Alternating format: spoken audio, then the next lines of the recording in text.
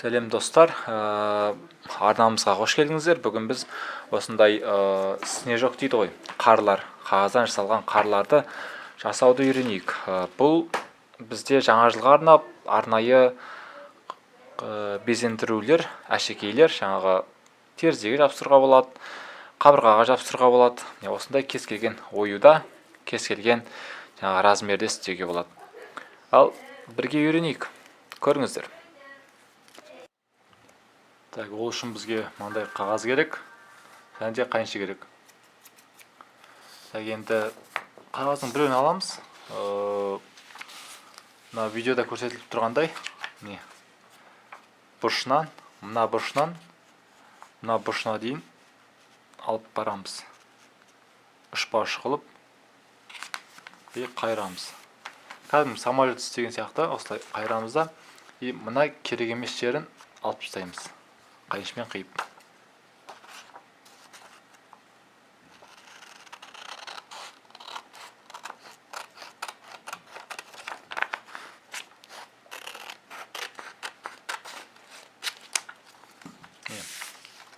Қиып алдық. Және де басқа қағаздарды да қияйық.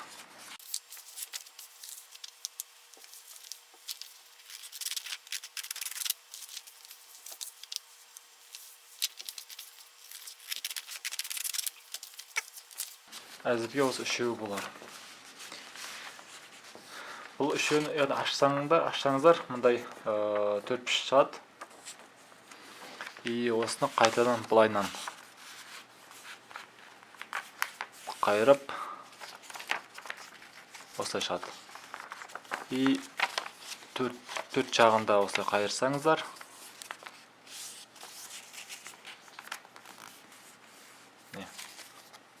тағы да қайыру керек.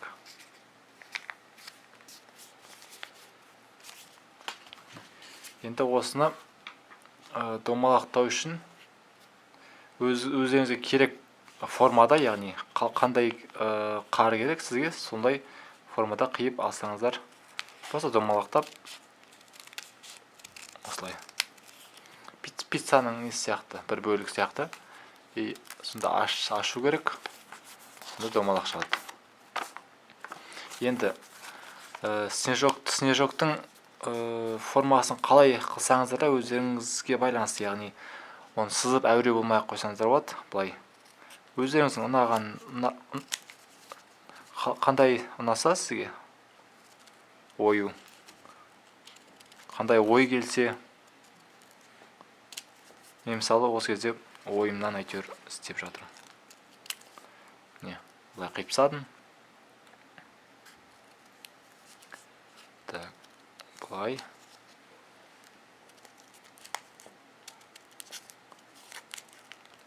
Бұлай.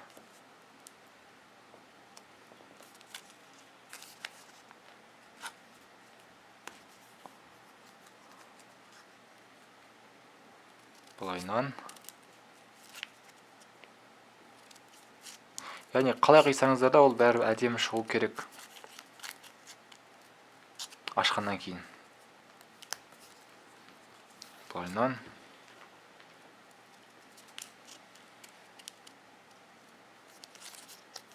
Так.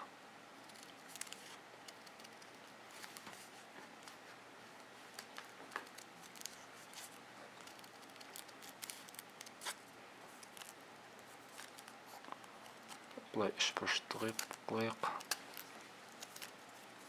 Мына жағынан тағы сондай.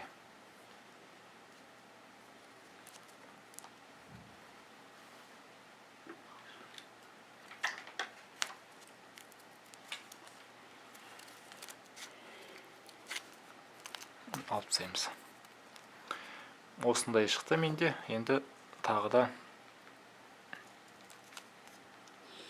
былай көрейік.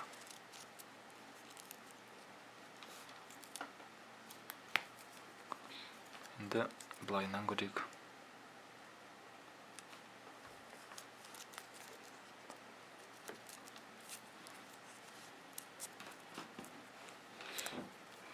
Мінекейіңіз. Енді ұшын қиып тастасақ болады. Былайнан.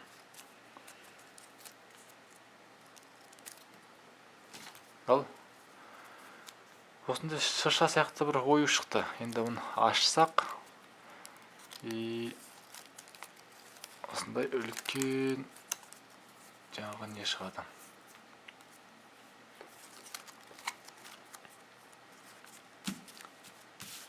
Бұл біріншісі. Екіншісін көрейік. Тағы да дәл сондай қағаз аламыз. Қайырамыз. Былайынан қайырамыз. Енді домалақ қып қиямыз.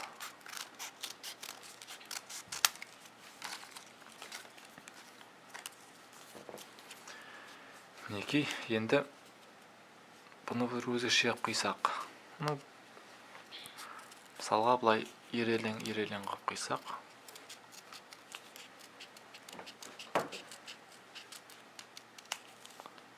Былайынан.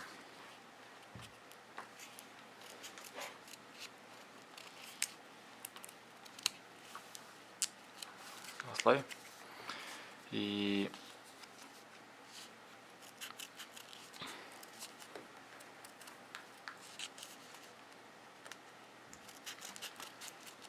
Осылай.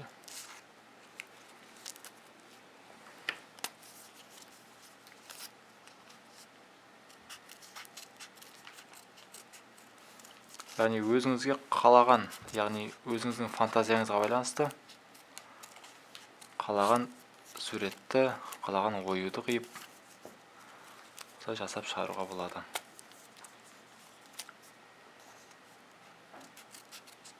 Осылай. Осылай. Мінекей.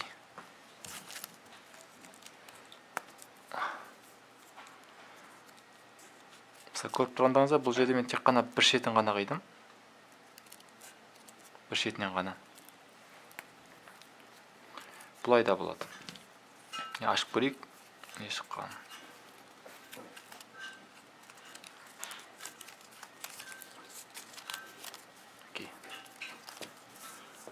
Осындай күшті ою шықты. Тағы бір көрейік. Тағы да сондай үшбұрышты қағаз.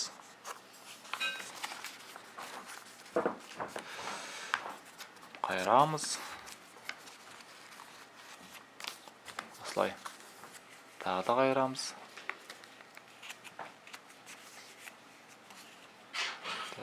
Бұрыштары келу керек бір-бірлерімен. Домалаққа қиып аламыз. Формалар, егер сізге кішкентай керек болса, тағы былайынан қиясыз. Так, енді қандай формат істейік? Енді бір бұрыштармен бірдеңе істеп көрейік. Өтірік қиып, не шығатын көрейік. Так, былайынан істейік. Так, енді былайынан қипсайық, былайынан қипсайық. Былайынан қипсайық, былайынан қипсайық.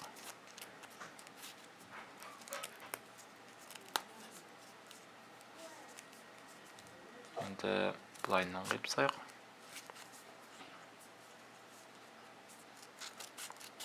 Көріп тұрғандарыңыздар, мүлде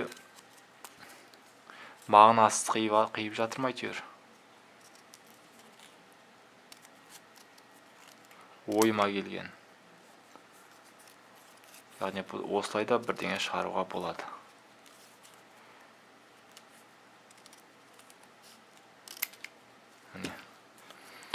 Өте қиып тастадым. Ашып көрсек, не шығатын.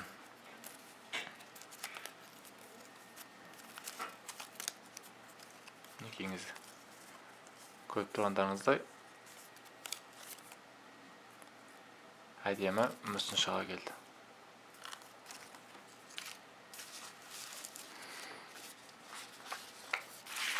Тағы біреуін істеп көрейік. Үшбұрышты қиямыз. Былайынан қиямыз. соңына дейін.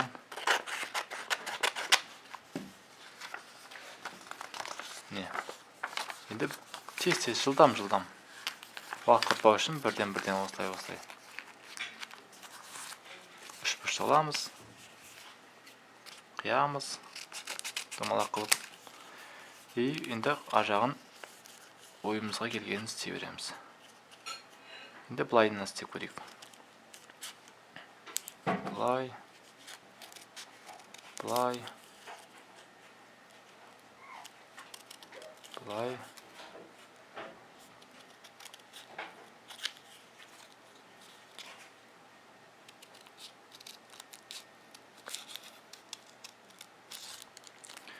Не, осылай. Және де былай.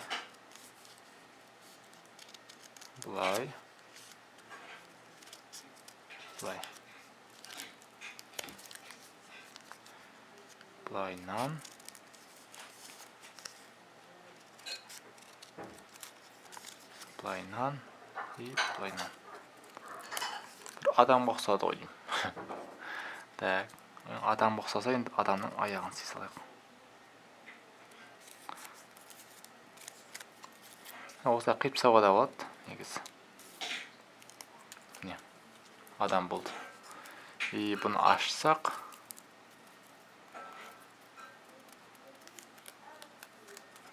некеңіздер. Осындай әдемі мүсін шығады. Снежок дейма, қар дейма. Мұны терезеге қыстырып, осылай әдемдеп қоюға болады. Ал мұны қалған жаңағы үлкен қағаздың шеттерінен кішкентай қарлар істеуге болады. Мысалы қараңыздар, осылай үлкен-үлкендікінде өстіп үшбұрыштығып бұрамыз, қайырамыз и қиямыз. Кішкентай ғана болды. И сол үлкендегідей қып, үшбаш қып қайырып, былай қайырамыз, қиямыз. Бұдан енді бұл кішкентай болғасын, онда үлкен бірден істеудің қажеті жоқ.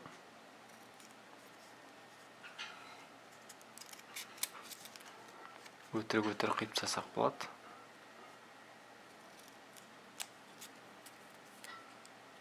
Осылай.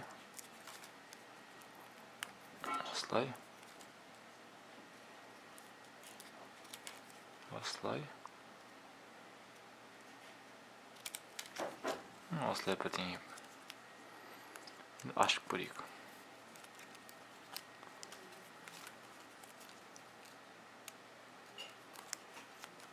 Міне.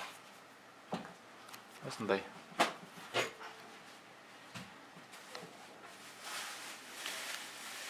Мінекей. Ал енді мұны алып, қағаздарды алып, ұстайсыз да и терезеге жабыстыруға болады. Мінекей. Қағаз алып, терезеге жабыстырып қоясыздар. Осы терезенің бүкілін қаптап, қармен жабыстырып, скотчпен жабыстырсаңыздар болады, клеймен. И соңында жаңа жылға орай осылай безендіруге әбден болады. Әрі оңай. Балаларыңызға көрсетсеңіздер болады осылай. Бір жағынан қызықты. Ал жақсы, егер видео ұнаса, лайк басып, қолдау көрсетіп отырыңыздар. Сау болыңыздар.